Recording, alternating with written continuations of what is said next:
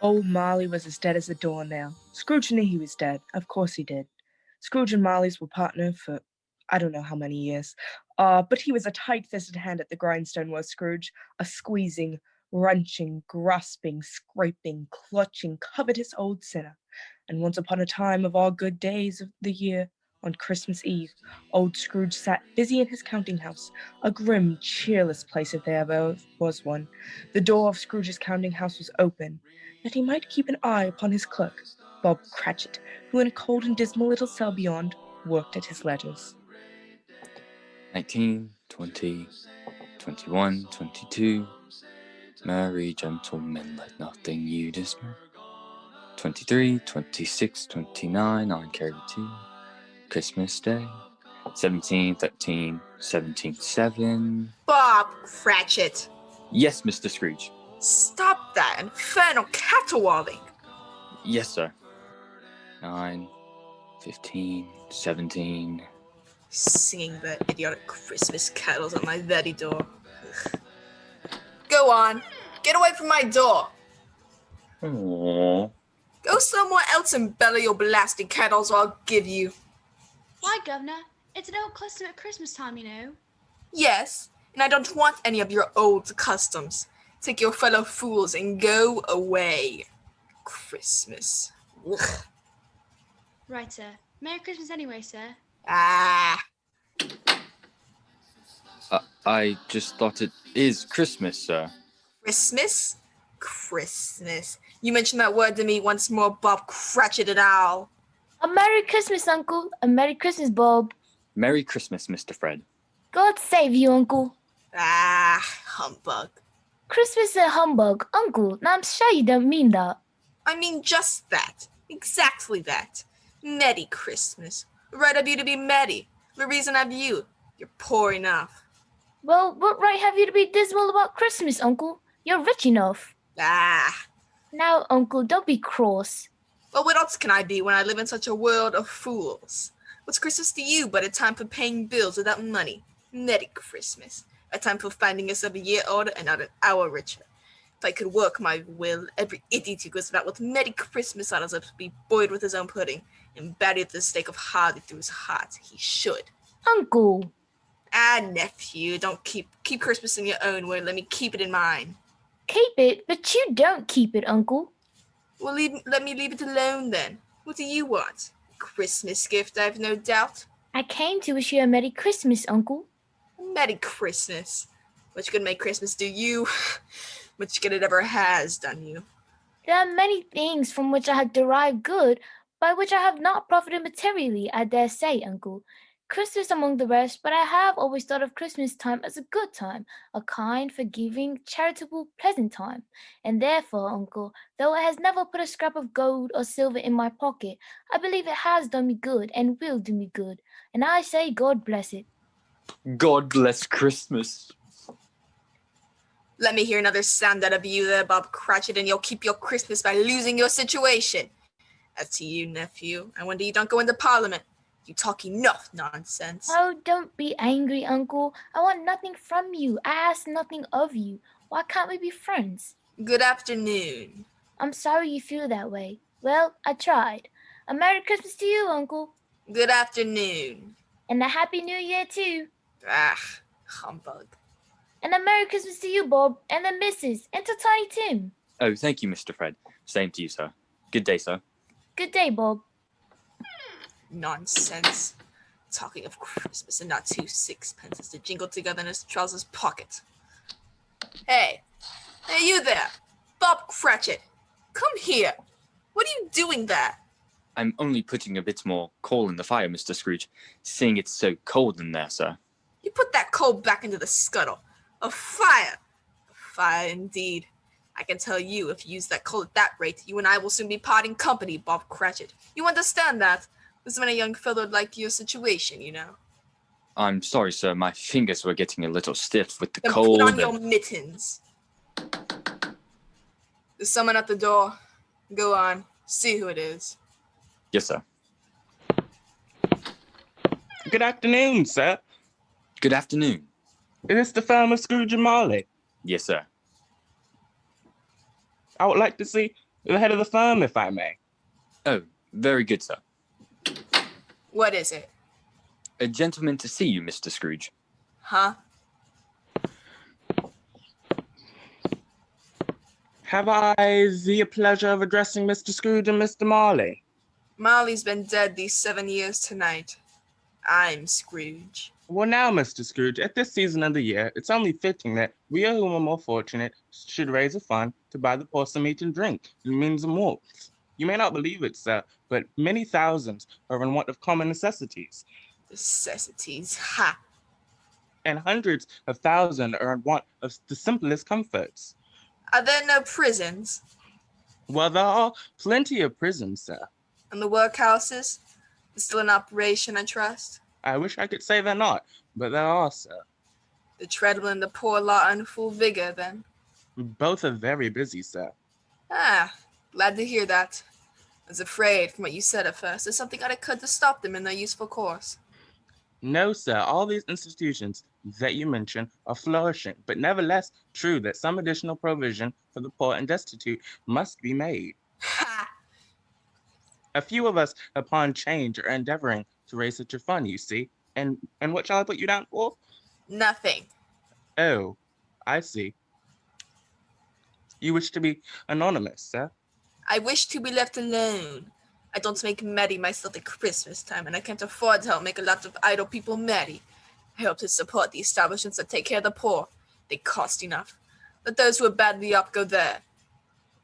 Well, many can't go there, sir, and many would rather die. Then my advice to them is to do so and decrease the surplus population. Besides, I've only a word for it that all this is so. It's the truth, Mr. Scrooge. Well, so be it then. It's not my business. It's enough for a man to understand his own business and not to interfere with other people's. Mine occupies me constantly. Good afternoon, sir. I quite understand, Mr. Scrooge. Good afternoon. Cratchit, show this gentleman out. Yes, sir. This way, sir, please. Sir, I couldn't help overhearing. I should like to contribute tuppence. Cratchit! Yes, sir. It isn't much, but it's all I can afford. But there are others in a worse situation than I. You're a generous fellow. I wish I could say so for your employer. Cratchit! Yes, sir. Good afternoon, sir. Good afternoon. Cratchit! Merry Christmas. Merry Christmas. Yes, sir. Close the door. Yes, sir.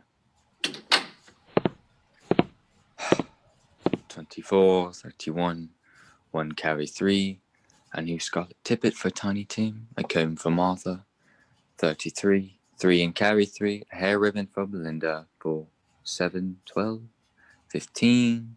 Cratchit! Yes, sir. Yes, sir. We may as well close up the place now. Yes, sir. It is getting a little dark. Hard to see the figures. I suppose you want the entire day tomorrow. If it's quite convenient, sir. It's not convenient. It's not fair either. But I suppose I can't do anything about it. If I was to stop half a crown of your wages, you think you're still very ill-used, I'll be bound. Well, sir, Yes, but you don't think me ill-used when I pay a day's wages for no work. It's only once a year, sir. Once a year. Once a year, indeed. I'll find excuses for picking a man's pocket every 25th of December. But I suppose there's no good talking. You must have the whole day. See that you're here all the earlier the next morning. You understand? Oh, I will, sir. I will indeed. Good night, sir, and Merry Christmas. Bah. Merry Christmas. Bah.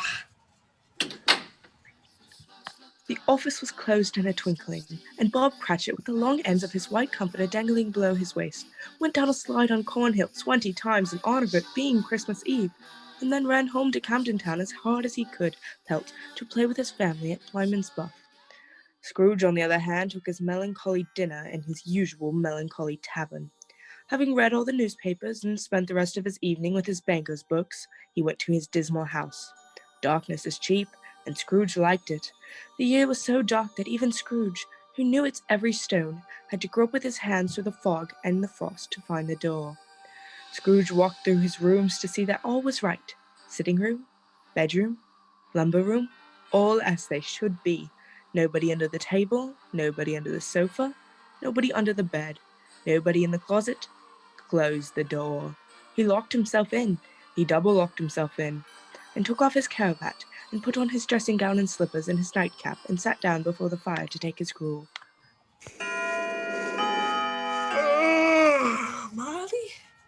Molly! I could have sworn I saw old... humbug. Molly's been dead these 7 years. Humbug. Oh, humbug. What I need is a good night's... What? What's that? Someone's in the wine cellar. But the door's locked and double locked. Something is coming. Something is coming closer. Outside my door. Ugh, I won't believe it. It's humbug still. Ebenezer Scrooge! Ebenezer Scrooge! Molly! Oh no. What do you want with me? I want much of you, Ebenezer. Who are you? Ask me who I was. Oh, you're very particular for a ghost. All right then. Who were you? In life, I was your partner, Jacob Marley. Jacob Marley. But you're dead. You died 7 years ago. 7 years ago this very night. What's wrong, Ebenezer? Don't you believe in me? I do not. You doubt your senses, Ebenezer? Yes. Because a little thing affects them.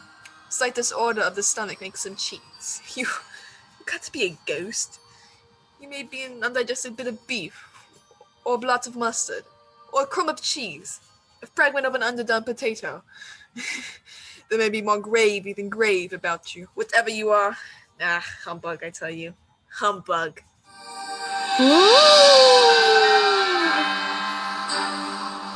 I do believe in you.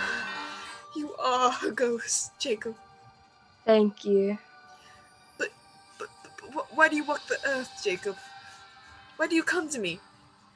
It is required of every man that the spirit within him should walk abroad among his fellow men, and travel far and wide to witness what it cannot share, but might have shared on earth and turn to happiness.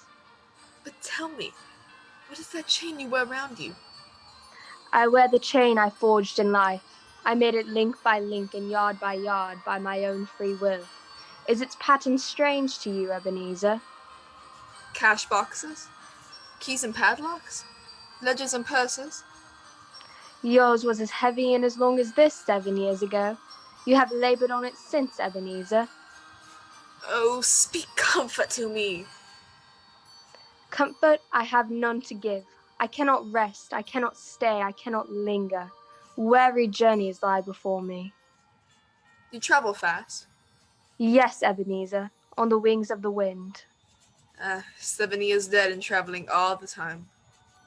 7 years, Ebenezer. 7 years of remorse. Ebenezer, do you know that there is no space of regret that can make amends for one's life's opportunities misused? But you were always a good man of business, Jacob. Business? Mankind was my business. Charity, mercy, benevolence, they were all my business. The dealings of my trade were but a drop of water in the comprehensive ocean of my business. Jacob, don't take on so now. Jacob. Listen to me, Ebenezer. I'll listen to you. Go on, Jacob, now. Speak to me, but don't be so flabby. Ebenezer, I am here to warn you that you have yet a chance of hope at escaping my fate. Do you hear that, Ebenezer? Yes, Jacob. Yes, you're always a good friend to me. Thanks. But go on. How shall I escape? Oh, I'm afraid. You will be haunted by 3 spirits. Is that the only chance and hope, Jacob? It is your only chance and hope. Well, then, I think I'd rather not. Without their visits, you cannot hope to shun the path I tread. Expect the first tomorrow, when the bell tolls 1. Couldn't I take them all at once and have it over? Ebenezer, look that, for your own sake, you remember what has passed between us. Remember, when the bell tolls 1, look for the first spirits. Marley! Jacob Marley! Scrooge awoke. He was lying in his bed fully dressed. Suddenly the curtains of his bed were drawn aside and Scrooge found himself face to face with an unearthly visitor, who drew them as close to it as I am to you now, and I am standing at the spirit at your elbow. It was a strange figure like a child, yet not so like a child as an old man. Its hair, which hung about its neck and down its back, was white as with age, yet the face had not a wrinkle in it, and the tenderest bloom was on the skin. The arms were long and muscular, the hands the same, as if it were to hold some uncommon strength. Ebenezer Scrooge. Who's that? Ebenezer Scrooge, I have come for you. You are you the spirit, sir, whose coming was foretold me? I am that spirit. What are you? I am the ghost of Christmas past. Long past? No, your past. But what do you want of me? What brings you here to haunt me? Your welfare, Ebenezer Scrooge. Rise and walk with me. Oh, no, not out of the window. Why, I can't do that. I'll fall down. I'm not a spirit. I'm mortal and I'll fall. Bear but a touch of my hand upon your heart, and you shall be upheld in more than this. Come, follow me. Where are we? What's become of the city? The snow upon the ground. Where are we? These are the shadows of things that have been. You recognize this countryside? Oh, I know every inch of it. Every rock, every tree. And that bleak building over there? Ah, that building. I was a boy there. Yes, I went to school in that horrible place. Do you recollect that path? I could walk a blindfold. Strange you should have forgotten it so many years. Come, let us go closer. Look through that window into that cold, barren room. What do you see, Ebenezer Scrooge? I see a boy. A solitary child, neglected by his family, alone. Yes, I see. I know that boy. I was so lonely. Poor boy. Your lip is trembling, Scrooge. And what is that on your cheek? It's nothing. Nothing at all. I wish... it's too late now. What's the matter? Nothing. The waifs came to my door singing Christmas carols last night, and there was a boy like that among them. Poor, pale, thin little boy in a ragged coat. I should have liked to given him something. That's all. Is that all? Come, Ebenezer Scrooge. Let us see another Christmas. Do you know this place, Ebenezer Scrooge? Know it? Know it? This is the counting house where I was apprenticed. It's my old master. Bless his heart, old Fezziwig. My master, alive again.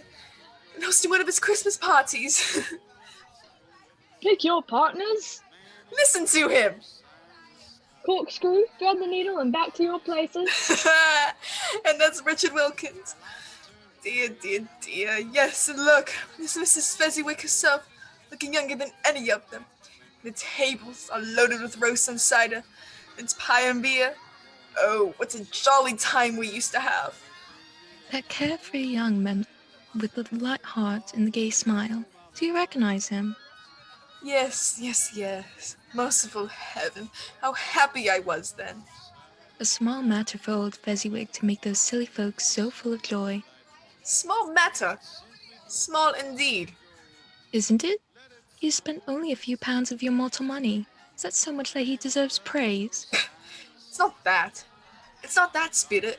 Old Fezziwig has the power to make us happy or unhappy, to make our service light or heavy. His power lies in words, looks and things so tiny that it's impossible to count them up.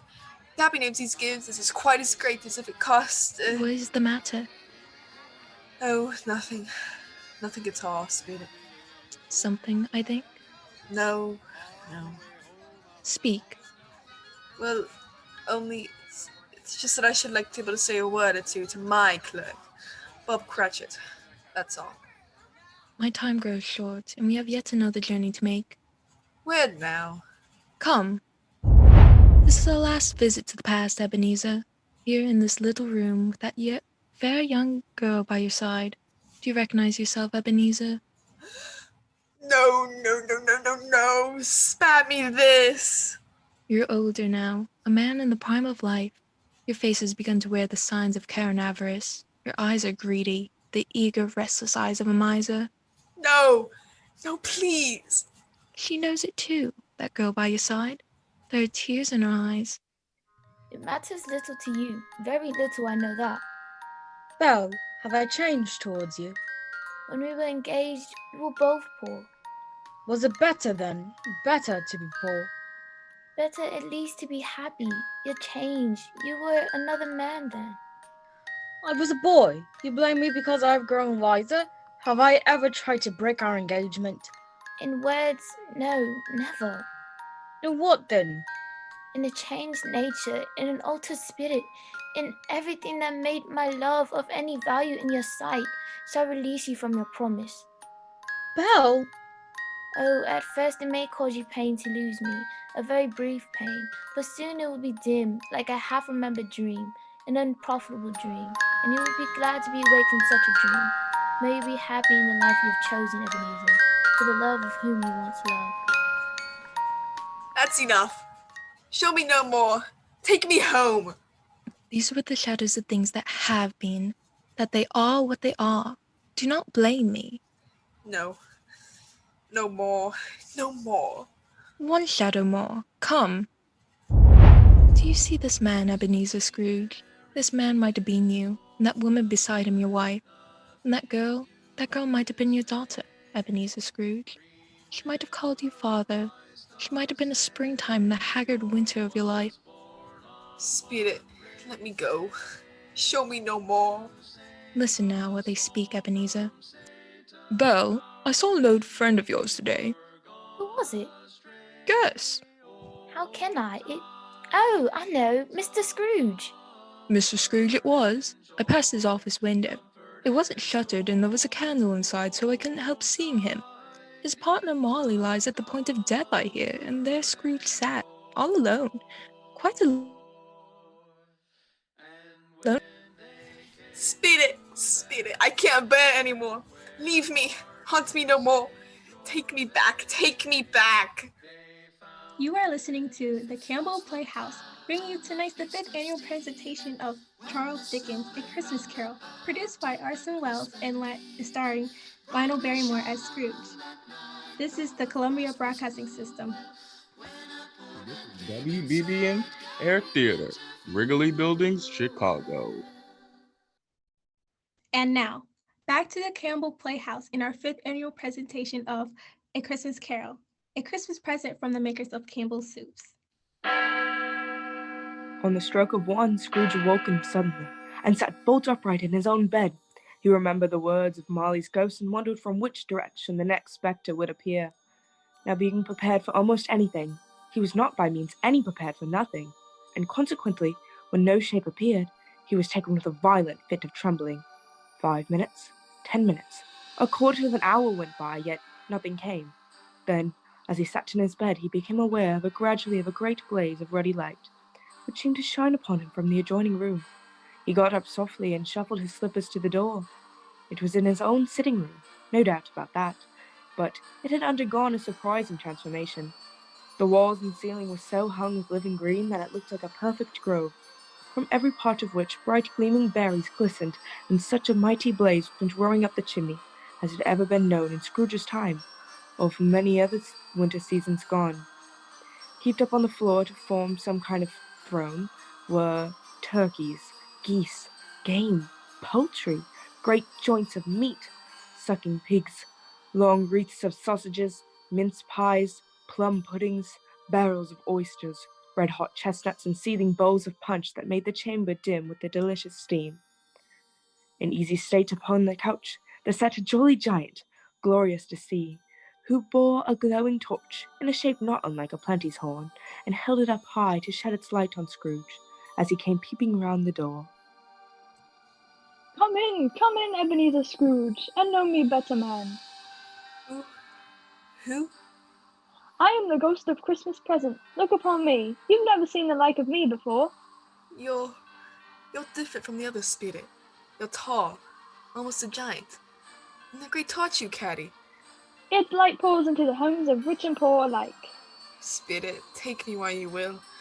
Last time I went against my will and learned a lesson, which is working now. If you have anything to teach me, let me profit by it. Touch my robe, Ebenezer Scrooge. Touch my robe. Where have you brought me, Spirit? A humble dwelling in a humble street. It's humble enough. Yet there's happiness there. Who are these people? Who's that woman? And the children? These are the family of your clerk, Bob Cratchit. His wife, dressed in a twice-turned gown, but brave in ribbons, laying the table for their Christmas dinner. And there, assisting her, is her daughter Belinda, and the young man with the fork in the stuffing. That's Master Peter Cratchit, and the two little Cratchits. Listen, Scrooge. Here's Martha, Mother. Martha. Mother? Hey, Martha. You. Why, bless your heart alive, Martha, my dear. Merry Christmas to you. Merry Christmas, Mother. Merry Christmas. Merry Christmas. How late you are, my dear. Oh, we did a deal of work to finish up last night, and we had to clear away this morning. Well, never mind, so long as you're here now. Sit ye down before the fire and have a warm. Lord bless ye. Where's Father? He's been to church with Tiny Tim. They'll be along directly. How is Tiny Tim, Mother? Any better at all? Sometimes I think he is, and sometimes I think, oh, God, if anything should happen to Tiny Tim. Mother, you mustn't think of such a thing. Tiny Tim's home. Here they are. There's Tiny Tim. Merry Christmas, everybody. Martha, welcome, my dear. Merry Christmas, Father. And Tim? Merry Christmas, Martha. Oh, Tim, you darling. Oh, Father, I'm so glad to be home. And we're so glad to have you, Martha. How did little Tim behave in church, Bob? Oh, as good as gold and better. I like church, Mother. Oh, they sang the nicest songs. I hope people saw me there. Saw you there, and why, Tim? Well, don't you see? Because I'm lame, and if they saw my crutch, it might be pleasant for them to remember on Christmas who it was made lame beggars walk and blind men see. Oh, bless you, my son. It's almost time to eat. I'm hungry. Let's go now. Fairly hungry. Yes, children, we're all ready. Come, take your places now. And Bob, wait your turn, there's plenty. Stuffing and dressing and plum pudding for all of you. Martha, you take care of Tiny Tim. Yes, Mother. You see that he eats plenty. He must get tall and well. Now, sit down, everyone. Now, my dears. Shall we say grace? Spirit, Dear Lord, we are tell me if thankful Tiny Tim will live. for the family, for the table that you have I surrounded. see a vacant seat in the poor chimney corner, and a crutch without an owner, carefully preserved. Oh, no, kind Spirit. Say he'll be spared. Say he'll live. If these shadows remain unaltered by the future, Ebenezer, the child will die. Amen. Amen. Amen. And now, my dears, with such a dinner, a toast. A Merry Christmas to us all, and God bless us. Amen. God bless us all. And now to Mr. Scrooge. Oh. I give you a toast to Mr. Scrooge, the founder of the feast. The founder of the feast, indeed, who pays you all of 15 shillings a week. I wish I had him here. I'd give him a piece of my mind to feast on, and I hope he'd have a good appetite for it. Oh, my dear, the children, Christmas Day. Well, it should be Christmas Day, I'm sure, on which one drinks to the health of such an odious, stingy, unfeeling man as Mr. Scrooge. You know who he is, Bob. Nobody knows it better than you poor fellow. My dear, Christmas Day. Oh, drink to his health for your sake, and theirs, not for his. Long life to him. Merry Christmas and a Happy New Year. He'll be very merry and very happy. I have no doubt. And I said, God bless him too, Mother, and everyone. God bless him. Bless you. There was nothing of high mark in all this. They were not a handsome family, these Cratchits. They were not well dressed, their shoes were far from being waterproof, and their clothes were scanty, and had known very likely the inside of a pawnbroker's. But they were happy, grateful, pleased with one another, and contented with the time. When at last they faded, Scrooge had his eye upon them, especially on Tiny Tim, until the last. Many calls Scrooge made that night with the ghost of Christmas present. Down among the miners they went who labor in the bowels of the earth, and out to sea among the sailors who watch. Dark, ghostly figures in the several stations. Much they saw, and far they went, and many places they visited, but always with a happy end. The spirits stood beside sick beds, and they were cheerful. They stood on foreign lands, they were close to home, by poverty, and it was rich, in the almshouse, hospital, and jail, where vain men and his little brief authority had not made fast at the door and barred the spirit out. The spirit left its blessing, if it was a long night, if it was only one night, and it was strange, too, that while Scrooge remained unaltered in his outward form, the ghost grew older, clearly older. My life upon this globe is very brief, Ebenezer. It ends tonight. Tonight? Tonight at midnight. Hark, the hour has come. Oh, no, not yet, not yet. There's still more things I wish to learn. These you will learn from still another spirit, Ebenezer. Scrooge looked about him for the ghost. It had vanished, and he found himself once more in his bed, in his dressing gown, and his nightcap on his head. He heard the clock strike, and then he remembered the prediction of old Jacob Marley. Lifting up his eyes, he beheld the third spirit, a solemn phantom, shrouded and black, draped and hooded, coming towards him, slowly and silently like a mist along the ground. I know you. You are the ghost of Christmas yet to come. You'll show me the shadows of things that have not happened, but will happen in the time before us. And to me, spirit, ghost of the future, I fear you more than any spectre I've seen, yet I know your purpose is to do me good. And as I hope to live to be another man from what I was, lead on. The night's waning fast, and time's precious. Spirit, why have you brought me here again? It's Bob Cratchit's home, but it's not the same. What? Why is it so quiet? So very quiet here.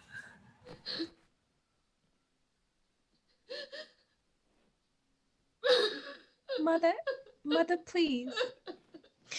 Oh, my son, my little son, Tiny Tim, I loved him so.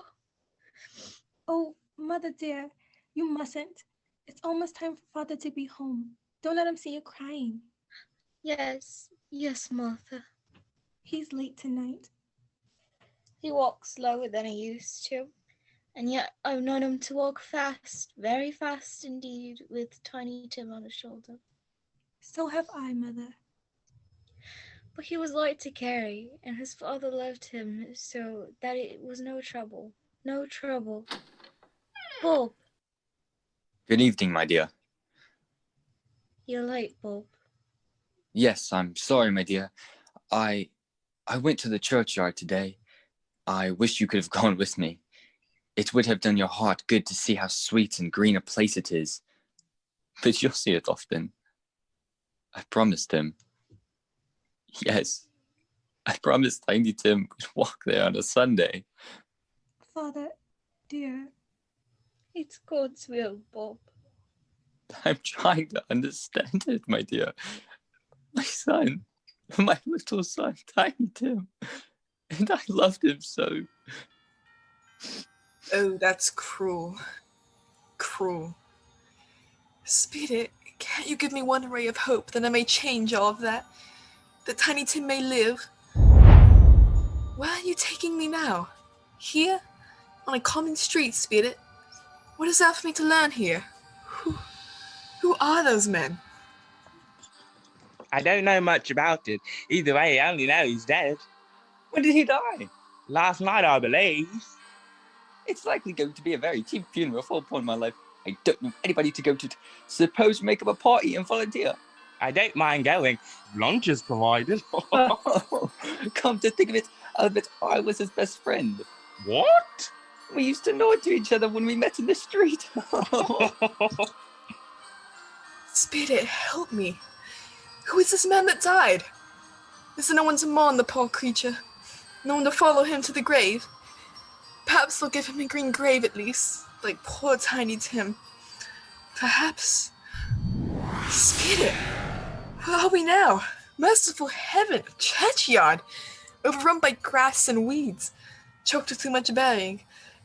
Desolate, lonely, crumbling gravestones. Spirit, before I draw near to that gravestone, answer me one question. Are these shadows of things that will be? Or are they shadows of things that may be only, huh? Will you not speak to me, Spirit? What is that grave to which you point? Now I see it. There's writing on that stone. The name on the gravestone is Ebenezer Scrooge. Ebenezer Scrooge? Oh, no, Spirit, no, hear me. I'm not the man I was. Why, you show me this if I am past all hope. Tell me that I can change these dreadful shadows you show me by an altered life. On a Christmas in my heart. I'll try to keep it another year. I'll live in the past, the present, and the future, and I'll not shut out the lessons that they teach. Tell me, Spirit, oh, go on, tell me. Tell me that I can sponge away the writing on that stone, Spirit. I beg you, Spirit, I beg you. Spirit, I promise. I promise on my knees, I promise. Oh. What's this? It's my own drape. Oh, I'm home, in my own bed, in my own room. And the sun's shining, it's clear, it's bright, no fog. What a beautiful day, oh glorious. Hey boy, oh boy. Yes, sir? What's today? What's that, sir? What day is it, my fine fellow? Today? Why, it's Christmas Day. Christmas Day, then I haven't missed it. The spirits have done it all in one night. All in one night, heaven be praised. How's that, sir? Listen, my lad, you know where the poultice is? In the next street? I should say I do. An intelligent boy, a remarkable boy. Tell me, do you know if they stole the prize turkey that was hanging in the window? The one as big as me? You're a delightful boy. It's a pleasure to talk to you. Yes, my buck. It's hanging there right now, sir. That's wonderful. Go down, will you? And tell them to send it to Bob Cratchit and his family on Broad Street. In my view, they're not to know who paid for it. Go along. Huddy, my lad. Oh, here, wait a minute. Here's half a crown for your trouble. Yes, sir, and a Merry Christmas, sir. And a natty Christmas to you, my boy. Oh, I don't know what to do. I'm as light as a feather, as happy as an angel. I'm as merry as a schoolboy. Merry Christmas! A Merry Christmas to everybody! A Happy New Year to all the world! My dear sir, how do you do? I beg your pardon. Well, you, sir, aren't you the gentleman who came to my office in regard to that charity? Why, yes, sir. A Merry Christmas to you. Yes, sir. Allow me to ask your pardon, sir. And will you have the goodness to accept...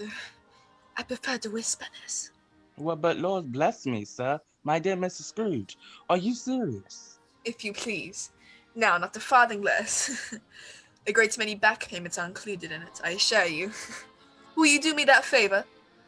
Well, my dear sir, I don't know what to say to such... Now, don't say anything, please. Come and see me. Will you come and see me? Yes. Yes, sir, I will. I will indeed. Thank you. I am much obliged to you. I thank you 50 times. Bless you. Merry Christmas. The next morning, Scrooge was early at his office. He went early for a reason. If only he could be the first there and catch Bob Cratchit coming late. That was a thing he set his heart upon, and he did it. Yes, he did. The clock struck 9. No Bob. 1:15. No Bob. Scrooge sat with his door wide open, as that he might see him come in. At last he came. His hat was off before he opened the door, and his comforter too. He was on his stool in a jiffy, driving away with his pen, as if he were trying to overtake 9 o'clock. 15 and 21, 6 and carry the 1, 24 and carry the 2, 31 and 8 and 9 and... Hello, you Cratchit. Yes, sir. Step this way, Cratchit, if you please. Cratchit, what do you mean by coming in at this time of day? Why, I am very sorry, sir. I'm behind my time. You are. Yes. I think you are. Oh, it's only once a year, Mr. Scrooge. It shall not be repeated. I was making rather merry yesterday, sir. I'll tell you what, my friend. I'll not stand this sort of thing any longer. And therefore, Bob Cratchit, I'm about to raise your salary. Mr. Scrooge, are you quite yourself, sir? No, thank heaven I'm not quite myself. Merry Christmas, Bob. Merry Christmas, my good fellow. A merrier Christmas than I've given you in many a year. I shall raise your salary, and we shall see what we can do for Tiny Tim and the rest of your family.